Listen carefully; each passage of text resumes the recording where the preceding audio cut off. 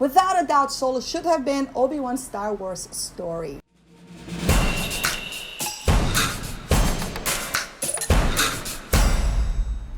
What's up, everybody? Today I'm here to talk about Obi-Wan Kenobi's Star Wars stories that never happened.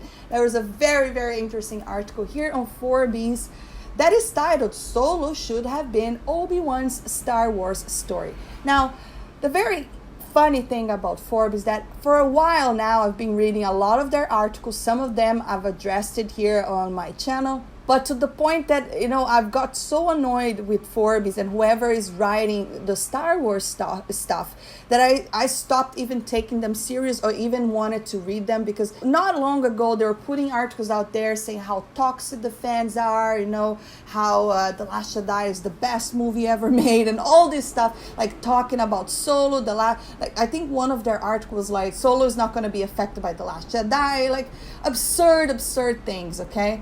But after we saw the failure of Solo, which was the first Star Wars movie to flop, then we can totally go back now and see that the narrative is changing a little bit, okay? Right now, it's inevitable. There's no way for you to tell me that Solo was a success. So when I came across this, I was like, okay, I gotta read this because this is kind of like a change in narrative, okay? It's the first time that they'd be saying Solo should have been an Obi-Wan Kenobi Star Wars story. I mean, first of all, this shows how out of touch Lucasfilm was with the fans. This is something. Go search YouTube videos.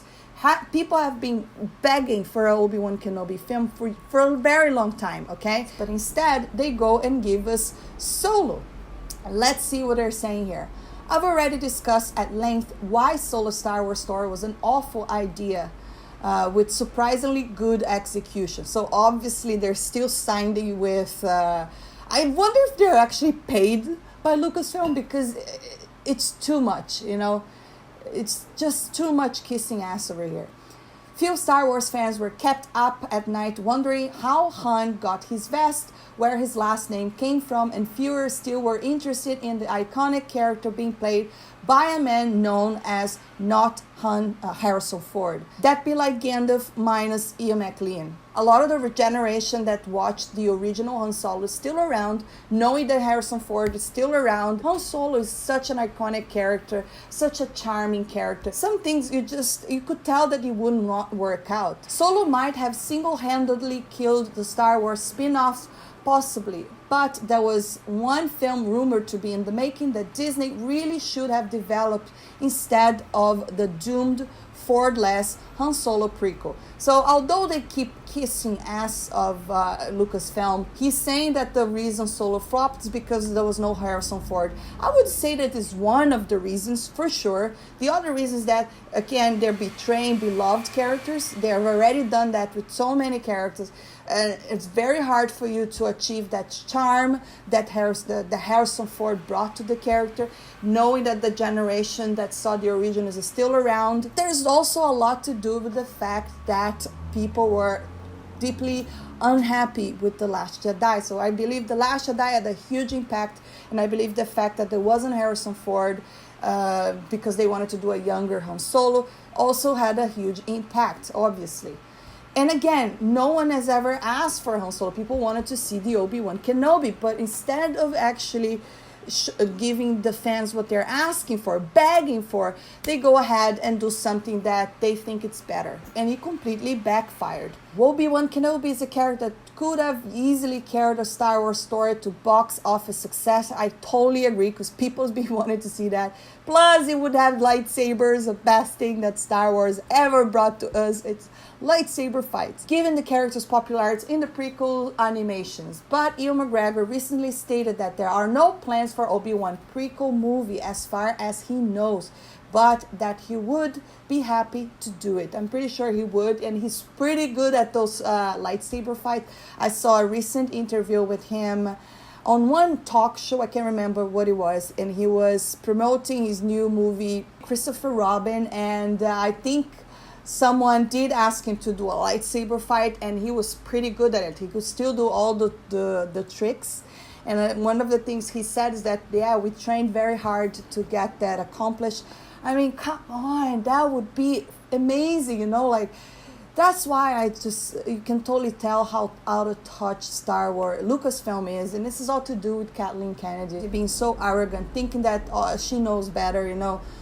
Seriously, no wonder people are begging for Dave Filoni to take over, because we're gonna have the end to the Clone Wars and another 12 episodes that people are very excited. And we also know there's a plan behind it. If you don't know, Disney Star is trying to launch this new streaming service. They cannot even stream their own Star Wars movies because the rights to streaming, it was sold, I think, for TNT, and it doesn't expire until 2024, and now they're trying to buy those rights back. So there's also that thing behind. They're bringing back the Clone Wars to try to have people subscribe to the service. So this is what is actually irritating. It's like they know what people want. They just don't want to give the fans what they want. And to me, that's the craziest part.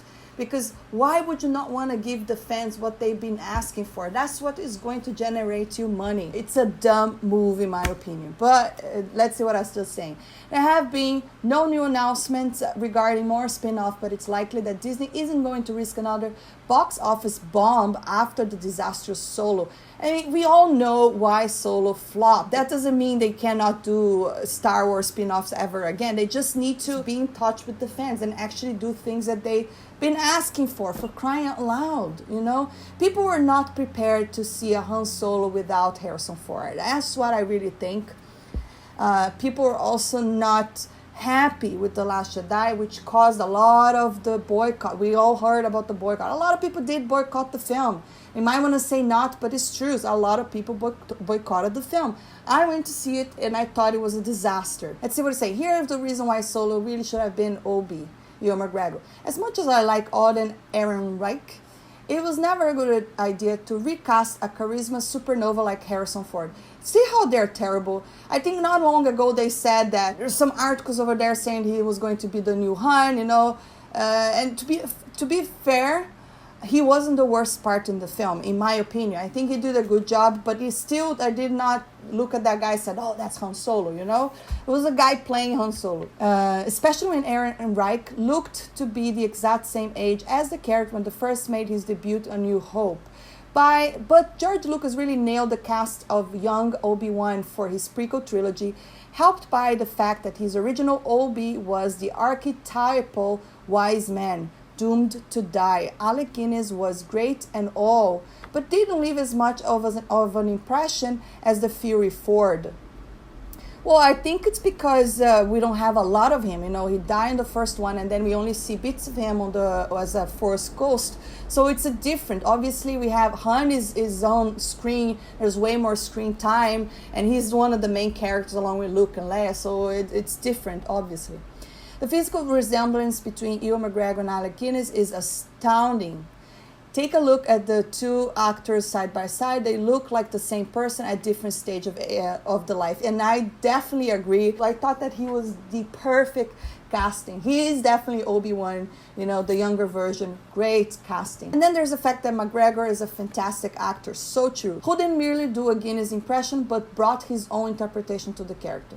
The prequel trilogy might be a mess of dodgy dialogue, but McGregor managed to deliver those ridiculous lines with dignity, as though they were real sentences that people would actually say. And to be honest with you, it's funny that I actually have something I can agree with him, because yes, the dialogue on the prequel, some of the dialogue were really rough, but again, now there are memes, and we still a lot of people love the prequels. I love the prequels. McGregor is alive and well, and happens to be one of those fortunate Hollywood dwellers that doesn't seem to age, like the vampire Keanu Reeves.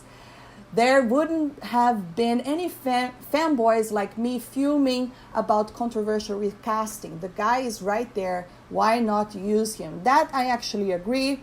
It's kind of a long article. I'm not really going to be reading the whole thing, but basically we get the gist of the whole thing. I put the link below. This is something that is even stupid to write about, because this is something the fans have known all along. We all knew all along that an Obi-Wan Kenobi film would have been way more successful than a Solo film. I'm very interested in what these Forbies, these writers, will be saying very soon about Star Wars, because now they didn't really want to face the reality that The Last Jedi was a mess of a film that actually destroyed the franchise. My question is, would an Obi-Wan Kenobi film be successful after The Last Jedi? That's a different question. Perhaps we would still have people that would not be happy and would boycott it, but I think the movie would be way more successful than Solo, and I don't think it would have been a flop.